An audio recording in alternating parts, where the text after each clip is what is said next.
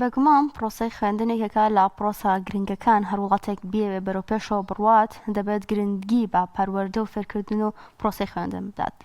و لە هەرێمی کوردستان پرۆسەی خوێندن بەداخەوەکێکە لەو لایەنانەی کە گرنگیکی ئەوتۆی پێناترێت بە تایبەت لە ڕووی بیناوە لە ڕووی پێداویستەکانی خوێندنەوە گرنگی هیچ پێنەدراوە و زۆر بینامان هەیە کە هیچ شیاو نییە بۆ ئەوەی خوێندکاران و قوتابیان تایداوانە بخوێنن بە تایبەت لە وەرزی سەرمادا کە مەترسی ڕوخانیان لەسرە وەروە مەترسی ئەویان لەسرە کە لە کاتی بوونی بارانی زۆردا ئاوبشێتە ناو پۆلەکانەوە و هەروەها خوێندکاران و قوتابیان دووچاری مەترسی ببنەوە.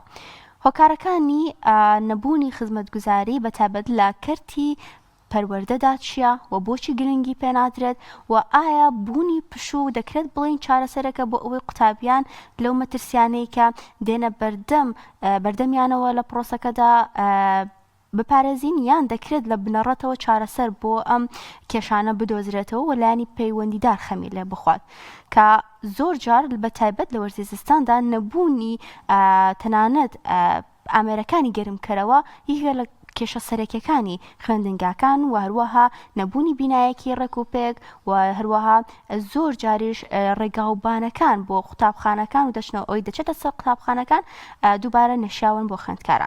گفتوگۆی ئەم بابەتە دەکەین بە میوانداری سەلمان کۆچەری چالاکوانی کۆمەڵی مەدەنی کە لە سودەکانمان لە ڕانیەوە لەگەڵمان دەبێت. سڵاوت لەبێت کاک سەلمان، سوپاس بەوەی کە لەگەڵماندایت. ئایا گرفتەکان و کەم و کوڕیەکانی پرۆسەی پەروەردە چییە بە تایبەت ئەو هۆکارانەی کە دێتە بەردەمی لە وەرزی زستاندا؟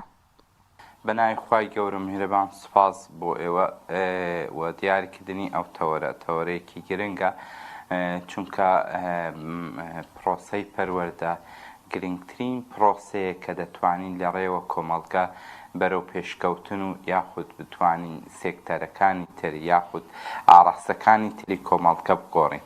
ئەگەر بمانەوێت هەڵسەنگاندن بۆ هەر کۆمەڵگایەک بکەین دەبێت بۆ دۆخی پەروەردەی کۆمەڵگاکە سەندەنگاندن بکەین. واتە ئەگەر هەر کۆمەڵگایەک دۆخی پەروەردەکەی دۆخێکی پێشکەوت و ژینگەیەکی لەبار بوو دڵنیا بە کۆمەڵگەیەکی ڕۆشنبیر و پێشکەوت و هۆشیاریش دروستە بێت. بەداخۆ ئێمە لە هەرێمی کوردستان لە دوای ساڵی 1991ەوە پێشتریش لە سەردەمی ڕەشێمی بەحسەوە هەتا دەگاتە پرۆسەی ئازادی عێراق لە 2003 و دواتریش نەتوانراوە شێرخانێکی پەروەردەیی گرنگ لە هەرێمی کوردستاندا بنیاد بنرێ.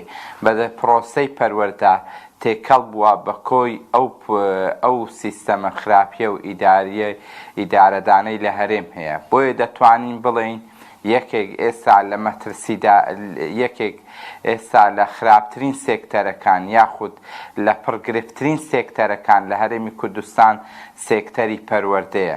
بۆچی دۆخی پەروەردە یاخود بڵێن خوێندن و فێربوون لە دۆخێکی خراپدایە لەبەر ئەم هۆکارانە. یەکەم خۆکاری ژینگەی بەڕاستی ژینگەی خوێندن لە هەرێمی کوردستاندا لەبار نییە. ژینگەی خوێندن هیچ لەبار نییە. بۆچی لەبار نییە؟ لەبەر ئەوەی زۆرینەی ژینگەی فیزیکی لەبار نییە. ژینگەی ئەوەی کە هەیە بۆ نمونە لە بینا و قوتابخانەکان ئەم بینایانەی کە لە هەرێمی کوردستان ئێستا وانەیان تێدا دەوترێتەوە زۆرینەی لە 180 بەرەوسەرێ ئەو بینایانە کە لە سەردەمی ڕەشێمی بەعس دروست کراون بەشێکی زۆری بیناکان وێرانن، پۆلەکانی خراپە، پۆلەکان بەپێی ستانداردەکان دروست نەکراوە. جارێ زۆرێک لە بینای قوتابخانەکان دیواری بینای قوتابخانەکان مەترسی ڕوخانیان لەسرە، دەرگاکانیان وێران بووە، ساد و سڕیەکی زۆر لە ناو بینای قوتابخانەکاندا بەدی دەکرێت. قوتابخانە هەیە ئێستا ئەگەر زوومی بۆ نمونە لە کاتێکدا زوومی کامیرای پێیان چوبابینی بە یەک فەرقینیە لەگە کەلاوە دەرگاکان تێشکشێنراون، کیلۆین پێوەنیە، دیوارەکان دەرزی داوە. ینی ئەو دیمەنانە لە هەموو شار و چکەکاندا بەدی دەکرێ نەکلەوە. ئەمە دۆخکاتە دۆخی ژینگەی یاخود ئەوەی کە پێی دەوترێت بینا و پێداویستەکان بە تەواوەتی وێرانەوە ئەو یەکێکە لە هۆکارەکان دواکەوتنی پرۆسەی پەروەردە لە هەرێمی کوردستان. دۆخێکی تر کە بەداخەوە خراپیەکی زۆر یان کاریگەریەکی زۆر نەرەی لەسەر پرۆسەی پەروەردەی دروست کردو. ئەویش دۆخی کەسیەتی مامۆستایان لە دۆخێکی دەرونی زۆر ناچێگیردانە، لە دۆخێکی ئابووری زۆر ناچێگیردانە. ئەمەش بەهۆی چیەوە؟ بەهۆی دواکەوتنی موچەکانیان یاخود خورانی موچەکانیان بە جۆرێکی تر دزرانی موچەکانیان. چونکە ئێستا هەر لە ساڵ 2025ەوە 3 موچە خوراوە. جا اینجا لە ساڵانی تر هەر موچە خوراوە و پاشەکەوت کراوە. اینجا لە هەمووی خراپتر کە ئەم دۆخە دەرونیە ناچێگرەی لە لای مامۆستا دروست کردووە وەستانی پێدانی ئیمتیازات بە فەرمانبەران و بە مامۆستایان لە ساڵی 2014ەوە چارەسەر ئەکرێ بۆی کە پشوو ڕابگەیەندریان دەبێت لە بنەڕەتەوە چارەسەر بکرێن. ئەبە ئەو بابەتی پشوو ئەوانە نەک چارەسەری ناکە بەڵکو خراپتریشی دەکات دۆخەکە. چونکە ئێستا خوێندن بەڕاستی بۆتە شتێکی لاوەکی لە لای فێرخوازان، لە لای قوتابیەکان، تەنان لە لای منداڵی ئێمەش خوێندن بەو شێوەی ئەو ئەهمیەت و گرنگی نەماوە. لەبەرەوەی ئەتۆ دەبینین بەشێکی زۆری پرۆسەی پەروەردە بەشێکی بۆتە پشوو. ئەم پشووە بۆچی دانراوە؟ بۆ ئەوەی کە ناڕزایەتی کەم بکەنەوە، ناڕزایەتی مامۆستایان، ناڕزایەتی بەشێکتریشی لەبەر ئەوەیە بۆ ئەوەی تێپەڕن. ئەنی لە هەرێمی کوردستان حکوومەت ئێستا ئیشی بەس تێپەڕاندنە، خواخوایانە کات بڕوا و تێپەڕێ. ئەم ساڵە تەواو بوو خوێندن کرا، ساڵی وایە دوو مانگ خوێندن کراوە ئەگەبەت بە لێکی دێنەوە بە ڕۆژ پشوەکان لێبەرینە دەرێ 2 ڕۆژ دەوام کراوە. ساڵی وایە 2 مانگ دەوام کراوە، ساڵی وایە 3 مانگ دەوام کراوە. یعنی پشوەکان لێبەرێت چۆن دەبێت پرۆسەی خوێندن لە ساڵێکدا 3 مانگ بێ. ئێمە ناتوانین بەڕاستی گلەی لە مامۆستایانیش بکەین کە بڵێن نهێنە دەوام. چونکە لە هەموو دنیادا 2 پێوەر هەنە: حقوق والئیتیزامات. حەق بدە بە فەرمانبەر، حەق بدە بە مامۆستا، حەق بدە بە توێژەکانی کۆمەڵگە بۆ ئیتیزاماتی سەرشانی ئەرکەکانی سەرشانی جێبەجێ بکە. بۆیە ئەم پێم وایە لە ئێستادا پرۆسەی پەروەردە لە ئاستێکی زۆر لاوازایە و کاریگەریەکی زۆر خراپ بۆ ساڵانی داهاتوو بەجێ دێڵێت. کۆمەڵگەیەکە کۆمەڵگەکەمان کۆمەڵگەیەکی یعنی خوێندەواری لاواز دەردەچێت. دەتوانین بڵێن بەشێکی زۆری خوێندنگەکانی شاگەدار بین ڕێژەی کوڕ لە قوتابخانەکاندا زۆر کەم بۆتەوە، چونکە خەڵک لەم دۆخەی پرۆسەی پەروەردەیە بێزارە. باشە، کاریگەری خراپەکانی سەردواکەوتنی پرۆسەی خوێندن چە بەتابەت لە ئێستادا کە پشوو لە هەندێک ناوچەبوونی هەیە و لە هەندێک ناوچەی دەوامی ئاسایی دەکەن. ئەمەوا کات کە هەم لە منهەج دواکەون و هەروەها کاریگەری خراپ چۆن دروست ئەبێت لەسەر خوێندکاران بەتایبەتی وەروەها لەسەر مامۆستایانیش. یعنی بەداخەوە هەرێمی کوردستان یاخود پێ بڵێن وەزارەتی پەروەردە دەبووە بیری کرد بە لەم دۆخەنە هەموارەدا چۆن بتوانی بە کەمترین کات زۆرترین ئیسفادە لە ڕووی پرۆسەی پەروەردەوە بە قوتابی بگەێنرێ. چونکە ئێستا ئەو دۆخی دەوام و ئەوەی کە هەیە لە کوردستان لە ناو پرۆسەی پەروەردە نەک لە پەروەردە، لە وەزارەتی لە تەندروستی، لە شارەوانی هەموو کراوەتە نیوە دەوام لە هەموویان، هەمووی جۆرێک لە دەوامی هەنی چۆن بەڕێکردن و یاخود بڵێ ئەوەیە کە بتوان چۆن ئەو دەنگە ناڕاستیە کەم بکەنەوە. یەک شت هەیە ئەنی خۆی سیستەمی پەروەردەش لە هەرێمی کوردستان سیستەمێکی زۆر یعنی ئاڵۆزە. یعنی تۆ هاتووی 9 دەرس بەسەر قوتابیەکی پۆلی 5 تا دەسەپێنی بەو مودەکەمە و دەوامەکەمەوە چییە؟ یعنی من ئەو شتە ئەو سیستەمەی کە لە هەرێمی کوردستان پێ لێک شوێن و لێک وڵات نییە. ئەتو بێ ئەوەندە منهەجە ئەوەندە ئەوە بەسەر قوتابی دابدەی کاتێکدا فێر نابێت لەبەرەوەی کاتت نییە، لەبەرەوەی مامۆستات کەمە، لەبەرەوەی مامۆستا دەرونی جێگر نییە. جا کاریگەریە نەرێکانی یەکەم کاریگەری نەرێ ئەوەیە کە دۆخێکی ناجێگر لە کۆمەڵگەدا دروست دەبێ. ئەمە خاڵێکی تر ئەوەیە کە پرۆسەی فێربوون فێربوونی زانست و زانیاری زۆر لاوازە بۆیە دەبینی قوتابی مانەیە دەگاتە پۆلی 6 سەرەتایی هێشتا بەتوانی نازانێ بنووسێت و بخوێنێت تۆمەوە کاری چێ لەبەرەوە ژینگەی پەروەردەی ژینگەیەکی لەبار نییە. لاوازەیەکی ترەوەیە کە ئەهمیەتی یاخود گرنگیدان بە خوێندن کەم دەبێتەوە لە لای کۆمەڵگا. ئێستاش بۆتە خوێندن بۆتە شتێکی لاوەکی بۆتە شتێکی لاوەکی.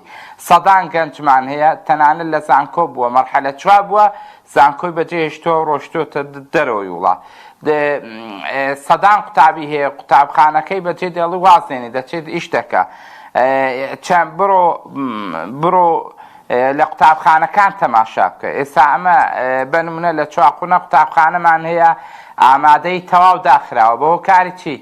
بە هۆکاری نەمانی خوێندن لەبەرەوەی گەنجەکە ناخوێنێ زۆر کەم دێتەوە دەڵێ من ئیشێک دەکەم دەرهاویشتەی نییە. یەکێک لە کاریگەرە هەرە نەرێکانی پرۆسەی پەروەردە لەم دۆخەدا بەو کەم پێداویستیانە ئەوەیە کە دەرهاویشتەی نییە واتە کەسێکت بۆ دەناچوێنی پڕ بێ لە زانست و زانیاری. ئەمەش لە داهاتوو داوا دەکات ئێمە کۆمەڵگەیەکی لاوازی ڕۆشنبیری دروست بێت کەسی خوێندەوار کەمتر دەبێتەوە یاخود ئەو کواڵیتی خوێندن یاخود کواڵیتی فێربوون زۆر لاواز دەبێت. زۆر باشە بەپێی ئەوەی کە ئێوە چالاکوانی مەدەنین ڕابۆچونتان چێ لەسەر ئەوەی بۆچی حکوومەتی هەرێمی کوردستان یاخود لایەنی پەیوەندیدار ئەم کێشانە چارەسەر ناکات لە کاتێکدا پرۆسەی پەروەردە و خوێندن پەروەردە و فێرکردن هۆکارێکە بۆ ئەوەی کە تاکێکی پێشکەوتووە تاکێکی داهێنەر دروست ببێت. جامە ئێمە یعنی لە کوردستاندا چ شتێک چارەسەر کراوە تا پرۆسەی پەروەردە چارەسەر بکرێت. ئێستا هەرێمی کوردستان زیاتر لە دەیان قەیراندایە قەیرانی ڕێگاوبان قەیرانی کارەبا قەیرانی ئاو کە دروستە بێتەوە قەیرانی کۆبوونەوەی ئاو و لافاو بەهۆی بارانەوە قەیرانی بێکاری قەیرانی باسا ئەمەش یەکێکە لەو قەیرانانەی دروست بووە. بۆیە چارەسەر دروست نابێ لە ئێستادا چارەسەر نابێ چارەسەر لە کاتێکدا دێتەکایەوە کە ئێمە خاوەنی دامەزراوەی شەرعی و دامەزراوەی دەستوری و یاسایی بین. ئێستا لە هەرێمی کوردستاندا بەڕاستی دامەزراوەکان دامەزراوەی شەرعی نینە دامەزراوەکان دامەزراوەی دەستور و یاسایی نینە. لەکوێ بەچی چاکێ خۆ دەبێت پرۆژە یاسایەکی بۆ دەرچوێنی خۆ دەبێت ڕقابەیەکە بێ لە هەموو دنیادا لە ناو سیستەمی حکومڕانیدا کە بتەوێ شتێک بکەیت چاکسازیە بکەیت گۆڕانکاریە بکەیت دەبێت یان تەعدیلی یاساکەی یان پرۆژە یاسای بۆ دەرچوێنی. اینجا ئەگە ئەمانە شت کرد دەبێت ڕقابە و چاودێری هەبێ لەسەر بابەتەکە. ئێسامە پەرلەمانمان نییە خۆ پەرلەمان ئەوە تا داخراوە بلۆک بۆ پەرلەمان کارا ناکرێتەوە. اینجا چۆن چا دەبێت لە کاتێکدا کەسێک بەڕێوبەرە 20 ساڵە بەڕێوبەرە چۆنی هێناوە هەروایە مێزەکەشی نەگۆڕیوە مێزی بەردەمی خۆشی چۆن گۆڕانکاری دەکرێت. اینجا کە تۆ لە ڕووی ئابوریەوە ژێرخانێکی و وێرانە دروست کرد بەچی چا دەبێت. ئەمە چارەسەربوونی پرۆسەی پەروەردە بە ساڵێک و بە مانگێک و بە 2 ساڵ ناکرێت. دەبێ یەکەم ئەگە بمانەوێت چارەسەر بێ یەکەم دەبێ حکوومەتی هەرێمی کوردستان مافە شایستەدارەکان بۆ مامۆستایان بگێڕێتەوە. ئەمە یەک. 2 دەبێ موچە ڕێک بکرێتەوە لە کات خۆیدا بێ. 3 دەبێ ژینگەی قوتابخانەکان ڕێک بکرێتەوە. زۆر نییە قوتابخانەکانی هەرێمی کوردستان سیانە یعنی نۆشەم بکرێنەوە. ئەمانە هەیە. 4 پێداچوونەیەک بە خۆی پرۆسەی پەروەردە و فێربوون و سیستەمی پەروەردە بکرێتەوە. معقول نییە تەلەبەیەک 11 ساڵە 9 وانەی بەملدادەیە و کەی فێر دەبێت بابە لە 4 وانە زیاتر نەبێت. اینجا قۆناغ بە قۆناغوانەکان گۆڕێن. ئەمە لە هیچ دنیادا ئەم شێوازە سیستەمە یعنی پەیڕەو ناکرێت سیستەمێکی زۆر وێرانە هەمووی بەسەردادانە. تەماشای کە من مامۆستای ڕاهێنەرم من مامۆستای ڕاهێنەرم 9 مەکتەبم هەیە دەچمە هەر مەکتەبێک و دەمێ مامۆستاکان هان دەدەم کەچی دەبینیم لە ناخۆ مامۆستاکە وێرانە لە ناخۆ بێئومێدە دەچم تەماشای بیناکە دەکەم هیچ سیستەمێکی گەرمی لە ناو بینایەدانیە تەنانەت قوتابیەکان خۆی پێسارکەنەوە. هەیە پەڕۆی ڕاخستووە هەیە شتێکی ڕاخستووە لەسەر تەختەی سعد و سەرکە بەس بۆی سەرما نەیبە. یعنی ئەم یان مامۆستات هەیە گرێ بەستە گرێ بەست بە نیو سەعات لە دەرەوە شوێنیوە داوامە بە سەعات و نیوێک 450,000 500,000 دەدەی بەشی هەرە زۆری کرێکەی بۆ بەشی هەر زۆری داهاتەکەی بۆ کرێ ڕێی دەڕوە چۆن ئەما چا دەبێ ئەمە ئەوە بەو شێوازە چانابێ دەبێ مامەسا لە ڕووی دەرونیەوە لە ڕووی ئابووریەوە لە بروانە دۆخی جێگر بکرێ ژینگەی پەروەردەیش تێگر بکرێ اینجا دەتوانین گۆڕانکاری دروست بێت. بەڵێ دەستخۆش بۆ سەلمان کۆچەری چالاکوانی کۆمەڵی مەدەنی کە لە ڕانیەوە لەگەڵمانە بووین سپاس دەکەین.